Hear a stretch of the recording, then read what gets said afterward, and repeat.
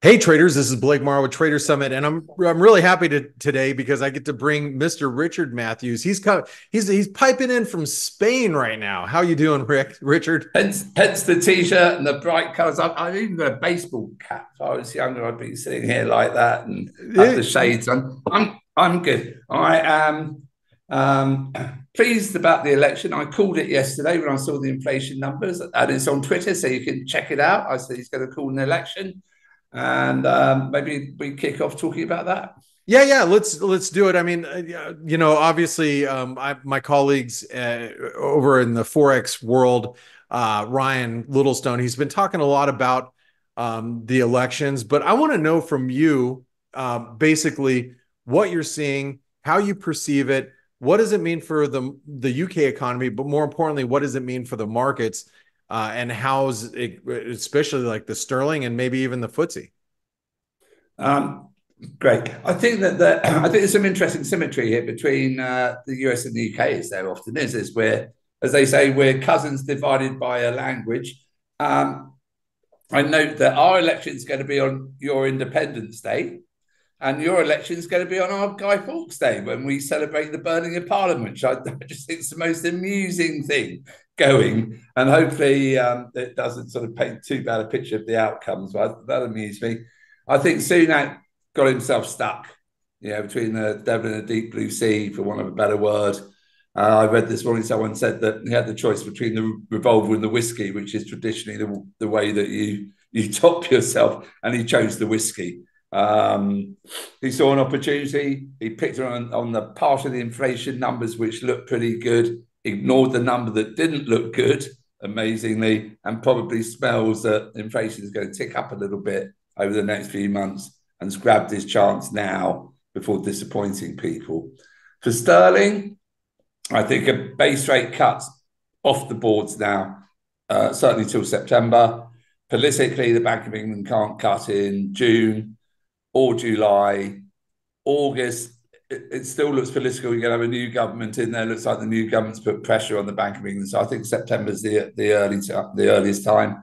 So that should actually give sterling a bit of a fillip against the dollar, and probably against the euro. The euro still, looking to cut. I still don't like it, as always, but I quite like sterling for the next couple of months, at least. Okay, well, it does look a little bit better against the dollar here, and but also we are, if you say higher for longer, and you're saying higher for longer in the UK, I mean, it seems like it's going to be higher for longer here in the US as well. So where does that leave you, with your views on the dollar, and where do you think the dollar is Now, going to go against, maybe the sterling and perhaps against the euro?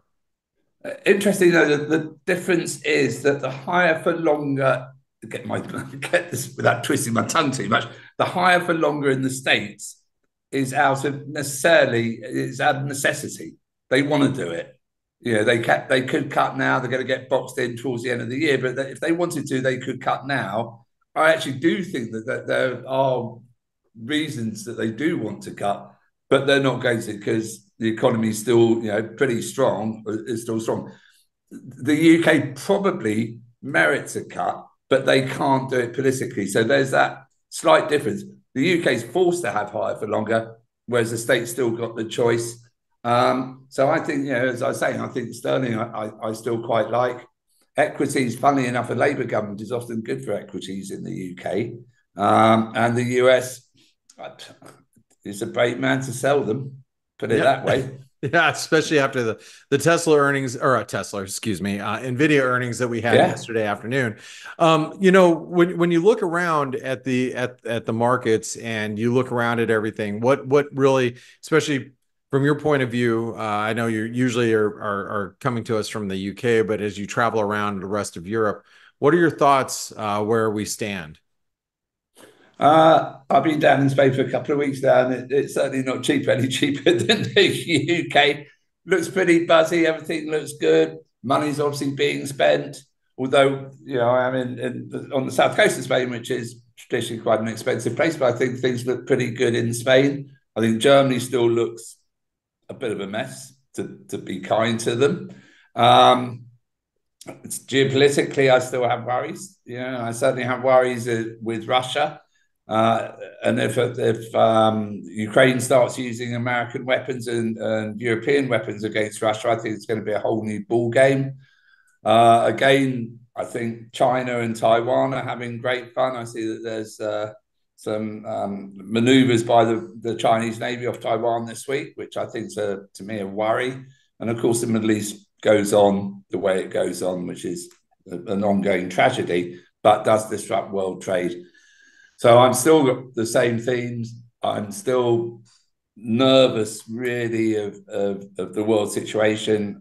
I'd probably want to be long in dollars. I think commodities are actually quite interesting. I think, gold and copper and things, which I don't follow, there's certainly been some action there and worth watching. And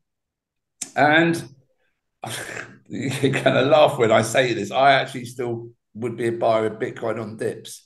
Well, that brings up another. I was just, we obviously this week there's been this news about an Ethereum ETF coming out, and it's been a pretty big 180 from regulators here in the U.S. But how does that affect? And this is something we didn't talk about before we hit record for this particular update. But does that have any effect on Bitcoin in your view, and on the crypto market just in general? And is it shifting any of your views over at 1.AO? Yeah, no, I think psychologically it gives more credibility to cryptocurrencies. And the more credibility you get, and the more people go into ETFs, the stronger the market will be. My liking of them, I'm not sure it's quite the right word, actually comes from the amount of debt that's being created in the States and the continued debasement of the dollar. Is it $1 trillion every quarter? Yeah. And to me, that just debases the dollar. And I would like to have some sort of store of value. And I know there are uses for gold, but I think that there's a generation now who prefer to have Bitcoin because they can move with it. I can't lump a gold bar around. I can leave it in a cellar in Switzerland. Whether it's there when I turn up again, I don't know. But I think that there's an increasing number of people who want that store of money that they can walk around with basically on their phone. And I think that this is a worry to the younger generation. They don't have the same preconceived ideas that likes of you and I do. I want to store value, or I'm going to buy gold, or I'll buy silver or whatever. I think those days are gone. I think that there's going to be increased demand for Bitcoin, and as it gains credibility. Well, I don't want to say that there hasn't been any demand for gold, because that would be a lie. But Yeah, has some of the demand gone from what would have been in gold to crypto? I could argue that, and I think that that's a valid argument. So, well, Richard, I want to say thank you so much for taking your time out of your afternoon in Spain. Of all places, I wouldn't want to talk to me if I was in Spain. So thank you very much for talking to us and blessing us with your presence. Now, I know you're going to be heading back to the UK soon, but what's the best way for traders to follow your work? You can follow me on Twitter, which is at Dickie Matthews with a 5 instead of an S, or at 1.io. We're on Twitter and LinkedIn, or just give me a thumbs up, or drop me a note or a mail or whatever. That sounds great. Now, yeah, if you got any comments for Richard, you can jump down in the comments below and give them to him there as well, or click on his link. He'll take you over how to get a hold of him. So, Richard, thank you so much. Make sure you all give him a big thumbs up, and thank you so much for joining us. I'll look forward to catching up with you, hopefully in the next week or two, depending on your travel schedule. Yeah, hopefully next week. Have a great week. Cheers, Blake. Bye-bye. Cheers. Bye-bye. Bye-bye. Hey traders, Blake Morrow here. Thanks for stopping by our YouTube channel. Don't forget to like, share, and subscribe to our channel. Also click the bell notifications so you do not miss any of our market-related trading analysis from some of the leading industry experts. Thanks for stopping by. We'll see you in the next video.